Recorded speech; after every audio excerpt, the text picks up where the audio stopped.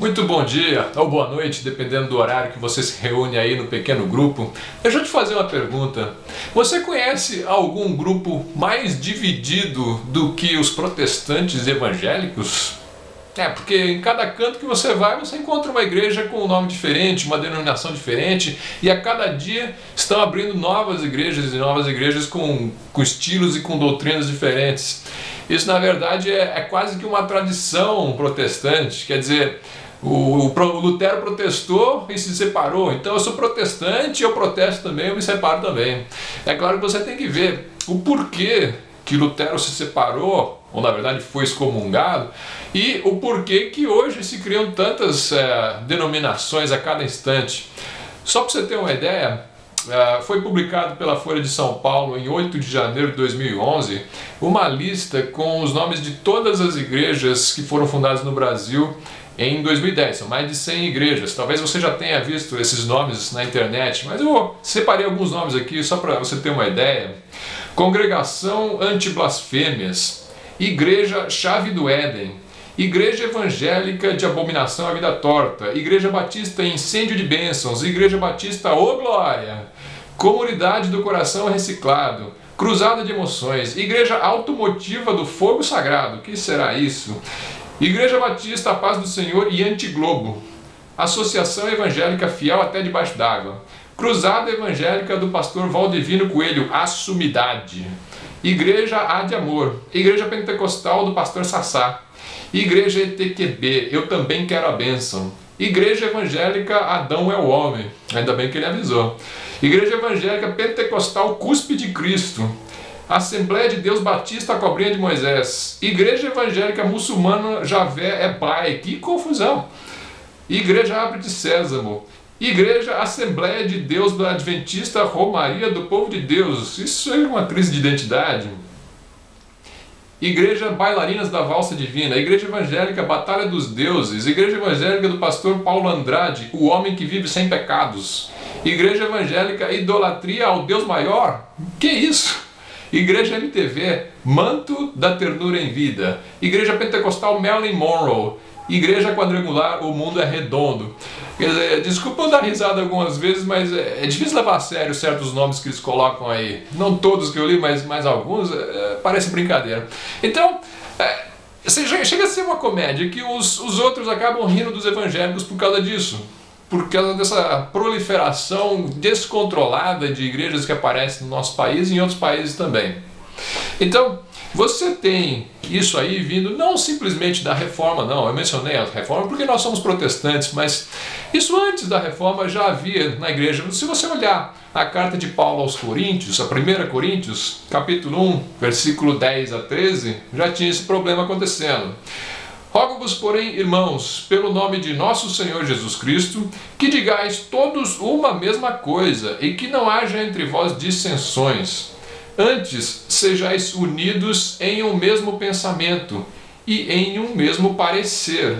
Porque, a respeito de vós, irmãos meus, me foi comunicado pelos da família de Cloé que há contendas entre vós. Quero dizer com isto que cada um de vós diz, eu sou de Paulo, e eu de Apolo, e eu de Cefas, e eu de Cristo. Está Cristo dividido? Foi Paulo crucificado por vós?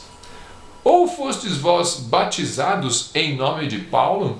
Quer dizer, naquela igreja já tinha partidarismo, cada um dizia que seguia um líder espiritual. Na verdade, eles não fundaram novas igrejas necessariamente, mas já estavam com essa divisão e Paulo condena muito essa atitude. Evidentemente que hoje em dia a gente vê até os crentes brigando na TV, um brigando com o outro, e a gente de casa também falando mal de um e de outro, e às vezes com razão. Mas o fato é, será que a forma de nós agirmos com isso é edificante ou é divisiva? Na verdade, você pode pensar que existem razões sim para que haja divisões. Veja só, Efésios 4, 1 a 6, Paulo está comentando esse mesmo assunto, ele diz, rogo-vos, pois eu, o preso do Senhor, que andeis como é digno da vocação com que foste chamados, com toda humildade, etc. Eu vou pular um texto, então, ele começa a falar a um só corpo, em um só espírito, como foste chamados em uma só esperança da vossa vocação, um só Senhor, uma só fé, um só batismo. Então, um só verdadeiro. Evidentemente que se aparecerem outros, eles vão ser falsos. Existe um só verdadeiro e nós, que somos irmãos, deveríamos estar unidos no que for verdadeiro. A Bíblia nos apresenta algumas razões que podem levar à divisão. Agora eu gostaria que você, que é líder de um pequeno grupo, discutisse esse assunto com bastante cuidado no pequeno grupo, porque dependendo da maneira como você conduzir, se você não for cuidadoso, você pode estar gerando divisão. Os irmãos aí do seu pequeno grupo vão acabar querendo se separar da igreja. Então, preste bastante atenção. Discuta com eles quais seriam razões bíblicas, não somente de opinião, mas razões bíblicas para que alguém se separasse de uma igreja. Esse é o primeiro ponto, separar de uma igreja, sair de um grupo ou não.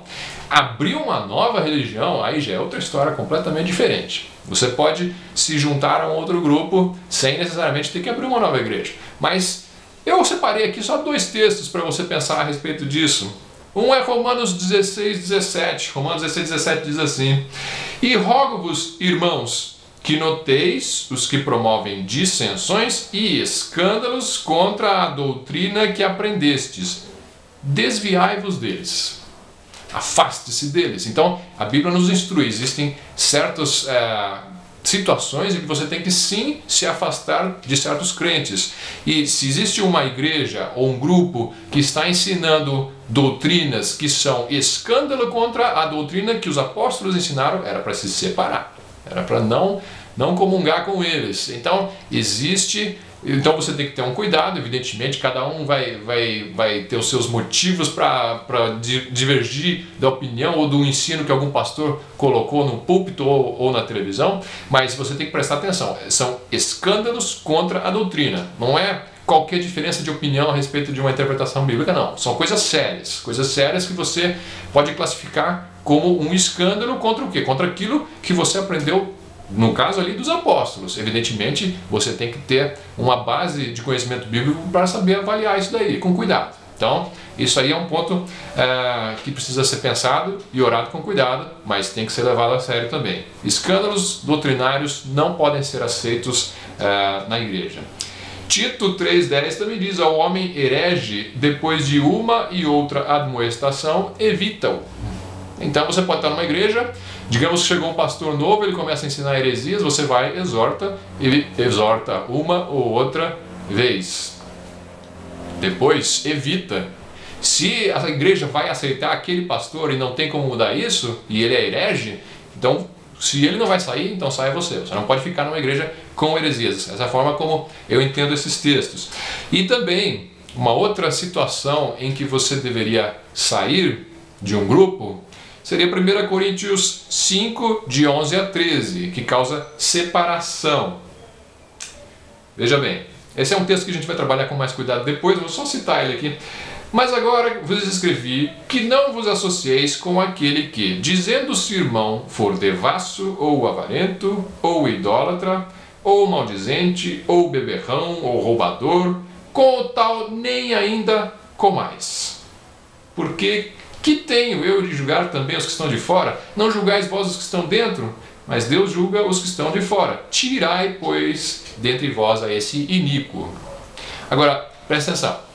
Essa igreja tinha muitos problemas de pecado, de divisão, de carnalidade. Só que Paulo não instrui os crentes da igreja de Corinto a saírem da igreja de Corinto. Ele instrui eles a tirarem aqueles que estão em pecado. Então, vamos só colocar a coisa com esse cuidado.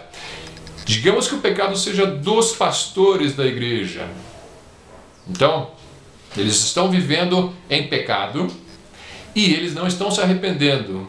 Então, a igreja deve tirá-los. Agora, se a igreja não tirá-los, você não pode estar comungando nesta igreja, estando debaixo da liderança, de uma liderança pecaminosa e que anda de maneira devassa. Então, você vai ter que analisar, julgar os pastores conforme o texto usa a palavra julgar, você tem que julgar os que estão dentro, e se eles não sair, sai você. Essa é a forma como eu consideraria esse caso. Então são casos extremos, você não vai sair levianamente de uma igreja só porque você não gostou de algo aqui e ali, alguém te ofendeu, ou então milhares de razões que as pessoas dão para sair da igreja.